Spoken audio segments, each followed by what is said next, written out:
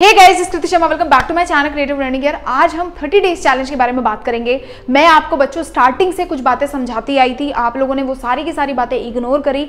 आप इस समय ऐसे सिचुएशन पे हो जहां पे जितनी भी आपकी गलत आदतें हैं वो आपने अडॉप्ट कर रखी हैं। आप पढ़ते नहीं हैं समय समय पे, आपके बहुत सारे बैकलॉग्स हैं, आप बहुत परेशान हो। और ये जो आदतें हैं ना, जो ये तुमने आदतें बना रखी हैं स्टार्टिंग से लेके अब तक, फॉर ग्रांटेड लेने की, चीज़ों को वैल्यू ना करने की, अपने करियर को दाव पे लगाने की, पढ़ाई ना करने की, इतने जो तुम्हारे पास इस एज में एक ही काम है वो है पढ़ने का, वो भी तुमने इतना ज्यादा फॉर ग्रांटेड ले लिया है कि अब तुम ऐसी सिचुएशन पे हो जहां पे बहुत ज्यादा जरूरत है तुम्हें तपस्या करके अपने आप को एक सही रास्ते पे लाने की। वही रास्ता आज मैं तुम्हें बताने जा रही हूं।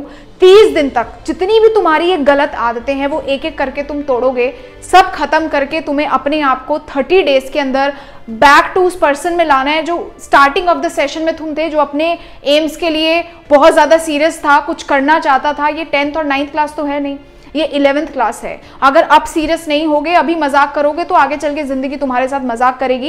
ये बहुत फैक्ट की बात मैं बता रही हूँ। एक एक बातें जो मैं यहाँ पे बोलने वाली हूँ उसे तुम्हें ध्यान से सुनना है। मैं आने वाले 30 दिन के अंदर अगर अपना बेस्ट से बेस्ट वर्जन बनना है, एक ऐसा पर्सन बनना है जो सारी प्रोडक्टिविटी वापस लाए, वो बैकलॉग्स, फॉर ग्रांटेडनेस, चीजों को ना पढ़ना, रील्स चलाना, ये सब भूलना है, तो मेरी इन बातों को बेटा ध्यान से सुनो।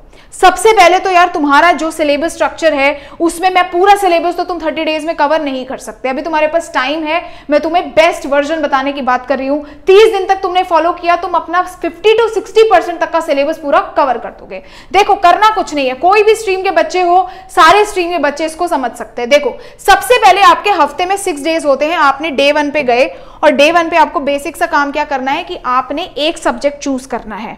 मतलब जो आपका सब्जेक्ट, 3 सब्जेक्ट्स होंगे आपके मेजर, तो उसमें से एक ऐसा सब्जेक्ट होगा जो आपको बहुत टफ लगता है।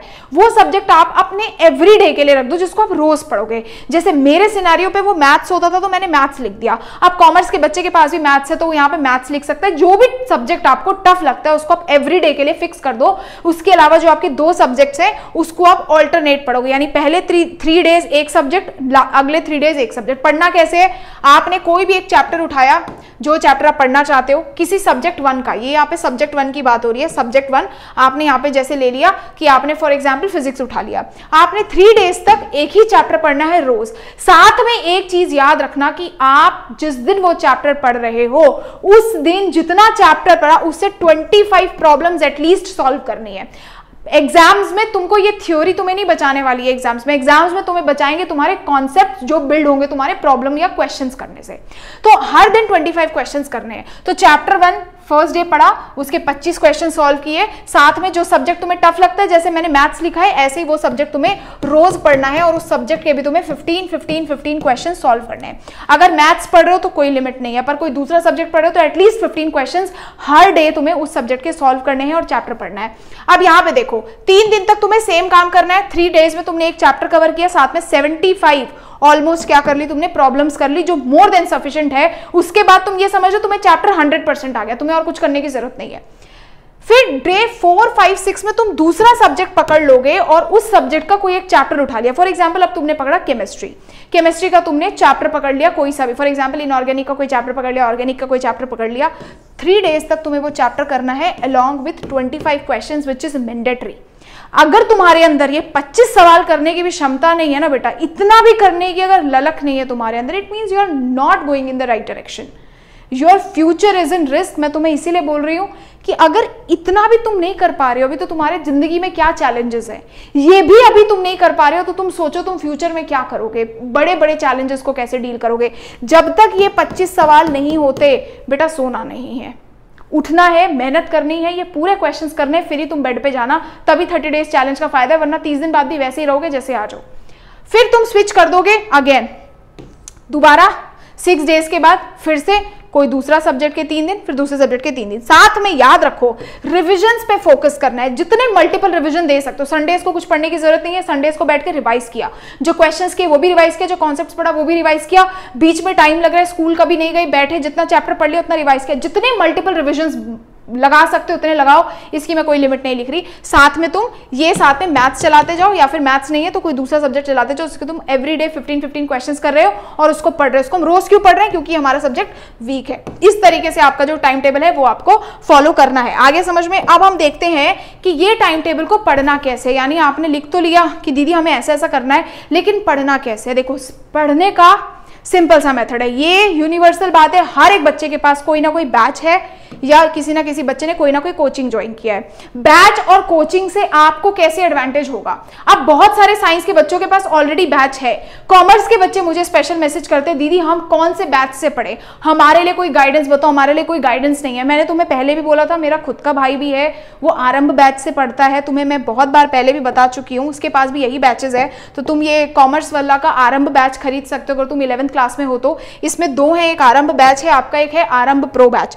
दोनों बैच के फीचर्स क्या है? जो आरंभ बैच है उसमें आपके पास लाइव एंड रिकॉर्डेड क्लासेस है, जितनी बार देखना चाहते हो दे सकते हो, 24/7 डाउट क्लियरिंग सेशंस हैं, उसके साथ साथ तुम्हें डेली असाइनमेंट्स, प्रैक्टिस टेस्ट मिलेंगे। प्रो के केस में क्या है बच्चों, आपके पास हार्ड कॉपीज और बुक्स की हार्ड कॉपीज और मिल जाती है, सब्जेक्टिव जो टेस्ट दोगे उसका भी तुम्हें कंप्लीट एनालिसिस मिल जाता है, और उसके बाद जितने भी तुम्हारे बैचेस आने वाले हैं वो भी एक्सेस ले सकते हो। तो ये दोनों ही बैचेस जो तुम्हें समझ आता है, प्रो या प्रो बैच या नॉर्मल आरंभ बैच, आप इसे ले सकते हो। बेस्ट से बेस्ट टीचर्स हैं, फैकल्टीज हैं।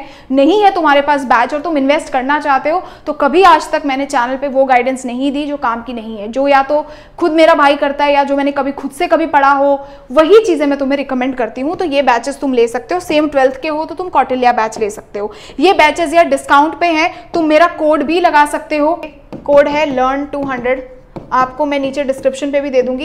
ये जाकर के बैचेस ले सकते हो। आज से अपनी तैयारी शुरू करो, टाइम वेस्ट का ना तुम्हारे पास समय है ना मेरे पास तुम्हारा ये बताने का समय है कि अब ये जरूरत है लेने की। तुम्हें बहुत हेल्प मिलेगी, बहुत अफोर्डेबल बैच है, बेस्ट से बेस्ट टीचर्स है, बेस्ट से बेस्ट रिजल्ट्स हैं।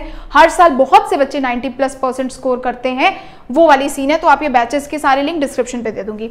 आप कोचिंग गए बेटा, आप बैच में गए, आपने जो भी कोचिंग बैच लिया है, पहला रिकमेंडेशन मेरा यही रहेगा कि आपको जो पढ़ाया जाता है जिस दिन, आप उसी बैच फोकस्ड पढ़ाई करो। मैंने आपको स्टार्टिंग ऑफ द सेशन में गाइडेंस दी थी कि जैसे आपके बैच में, फॉर एग्जांपल आपके बैच या कोचिंग में अगर चैप्टर 1 पढ़ाते हैं, आप घर पे आके वही चैप्टर पढ़ो, क्योंकि आप कॉन्सेप्ट साथ साथ चला पाते हो और आपकी पढ़ाई साथ साथ चलती। बट अगर ऐसा सिनेरियो नहीं है तो मेरा सिंपल रिकमेंडेशन ये है कि आप जो चैप्टर पढ़ना चाहते हो उसको पढ़ो, लेकिन बेटा जो एवरीडे लेवल पे तुम्हारे बैचेस में पढ़ाया जा रहा है उसको रिवाइज करने का टाइम निकालो।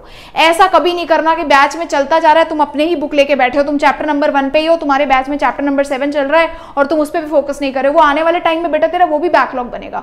तो बेटर क्या है, जो अभी ट्यूशन में पढ़ा रहे हैं उसका भी टाइम निकालो, 1 आवर एटलीस्ट निकालो, और सिर्फ जो एवरीडे बेसिस पे बैच में पढ़ाया जा रहा है उसको रिवाइज कर लो, ताकि जब तुम उस चैप्टर पे पहुंचो तो भाई तुम्हें वो चैप्टर 50 to 60% तो आता हो, 40% की मेहनत रह जाएगी। ठीक है, पहला स्टेप ये है।